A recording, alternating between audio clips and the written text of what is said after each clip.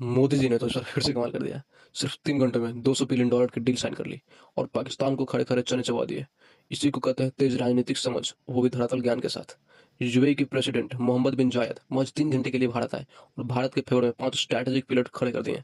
जब पाकिस्तान ने यूएई को धोखा देकर सऊदी अरबिया के साथ डिफेंस डील साइन कर ली, तो अब इंडिया ने उसका बेटर और पावरफुल ऑल्टरनेटिव दिया है।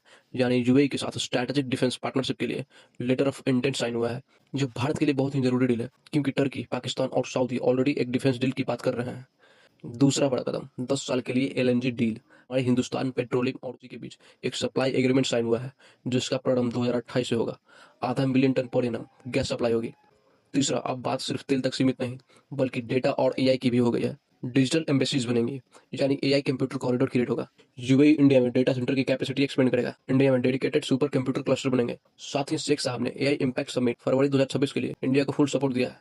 स्मॉल मॉड्यूलर रिएक्टर और लार्ज न्यूक्लियर इंफ्रास्ट्रक्चर बनेंगे, जिनमें यूएई इंडिया में इन्वेस्ट करेगा। पांचवा और सबसे बड़ा, 2032 तक $200 बिलियन का ट्रेड टारगेट हुआ है। 2022 में हम दोनों कंट्री का ऑलरेडी सीईपीए एग्रीमेंट हो चुका था, जिसका गोल $100 बिलियन था, लेकिन अब यूएई ने उसे डबल कर दिया है। अब आप सोचिए, पहले हम इंडियंस केवल लेबर सप्लाई और कॉमोडिटी तक थे, अब हम डिफेंस, एआई, सिविल, न्यूक्लियर और स्ट्रेटेजिक डेप्थ तक पहुंच गए हैं। मेरा विश्वास है एक दिन यही हमारे छोटे छोटे कदम भारत को विश्व गुरु बनाएंगे।